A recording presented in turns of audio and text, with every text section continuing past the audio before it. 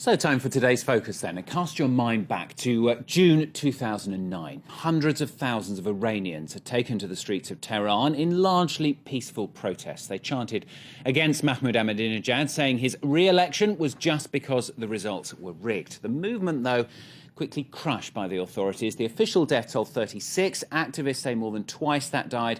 Many say many more. Now, it sparked a wave of activists fleeing the country. And 3 years on, the number of Iranian political refugees continues to rise. Most pass through Turkey whilst trying to head to Europe or the US. France 24's reporters have been to Eskişehir in Turkey to speak to them about their struggle and their experiences of life in Iran.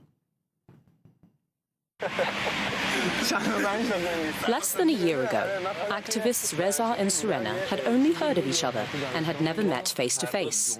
Their paths have now crossed in the most unlikely of places, in western Anatolia in Turkey, 2,000 kilometers from their native Iran. Now close friends, they frequently meet with other brothers in arms to discuss the political situation in Iran, which forced them all into exile. Surena was the head of a liberal Democrat students' movement. This video shows one startling example of his actions. He grabs hold of and restrains a shocked university professor who was flagrantly sexually harassing a student. Considered by the authorities to be a threat to order, Surena was imprisoned on 4 occasions. But he says he has no regrets.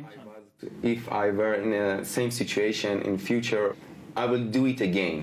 Me and my friends pay the price, pay the heavy price. We expelled from education, we have been in jail, and it was very hard for us. Reza believes that political activism becomes increasingly dangerous every day in Iran. I'm not a very courageous person, to tell you the truth. I even feel more self-confident and feel more useful when I'm outside. Because there are very courageous people in Iran. They were not afraid of the government. But I'm not that kind of person. Sahar is a perfect example of this bravery. Last summer, this young woman launched a campaign on social networks denouncing the compulsory wearing of the veil in Iran. This initiative garnered wide support among Iranians, arousing in turn the wrath of the Islamist authorities.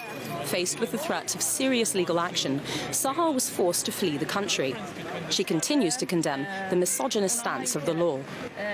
The difference is obvious. Iranian women only partially veil their hair because they are forced to wear the veil. Here in Turkey, women have a choice. If they choose to cover their hair out of a personal religious conviction, then they cover their hair completely. Sahar believes that her contemporaries have had their youth stolen from them by the authoritarian government. Interactions between men and women are very limited in Iran. In the home, they're controlled by families, and in the street, they're controlled by the police. This has always caused me problems.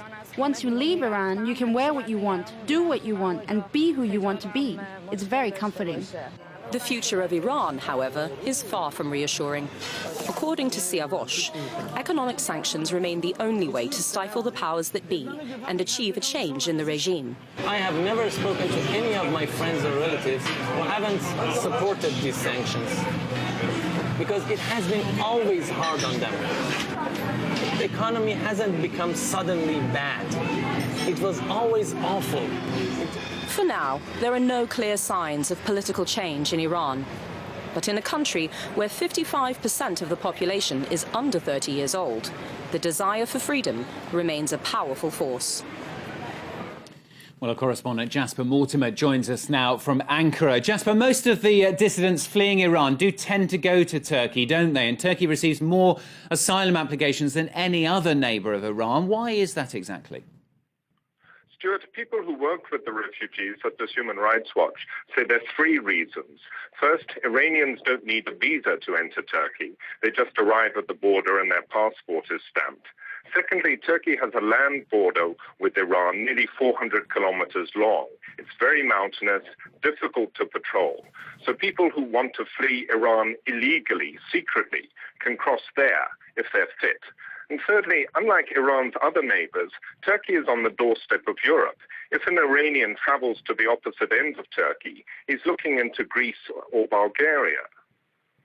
And Jasper, the report that we just saw, I mean, it said the flow of refugees did increase quite dramatically, didn't it, after those riots following the presidential elections in 2009. We've got new elections due later this year.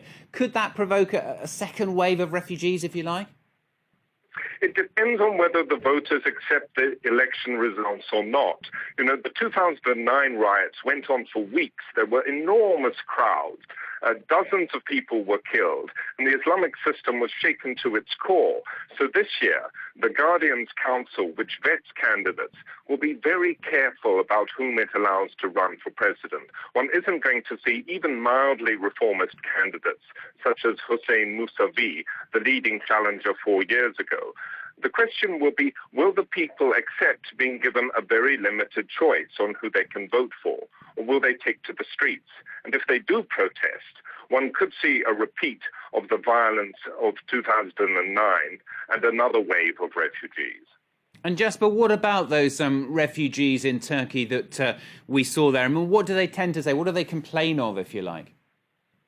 Human Rights Watch says one of the biggest complaints it records is the long time refugees have to wait before the Turkish government classifies them as a refugee, which enables them to go on the waiting list for resettlement in the US, Canada, or Australia, Norway or Finland. Those are the main countries receiving the Iranians. The refugees here can wait 12 to 13 months. Something I've noticed here in Ankara is that some Iranians, no doubt a minority, are converting to Christianity. There are 2 churches in Ankara where a large part of the congregation consists of Iranian refugees. In one of them, the sermons are translated into Farsi. And yesterday I spoke to an Iranian priest about this, and he said that for some of the refugees, coming to Turkey meant fleeing the Iranian government and fleeing Islam, as if they connect their political oppression and religion. And when you consider how the Iranian government declares itself to be the sole Islamic authority, how it uses Islam to legitimize its actions, you can see why some of the refugees make that connection. Jasper, good to talk to you. Jasper Mortimer, our correspondent there in Ankara on today's Focus. Do stay with us. More news coming up very soon.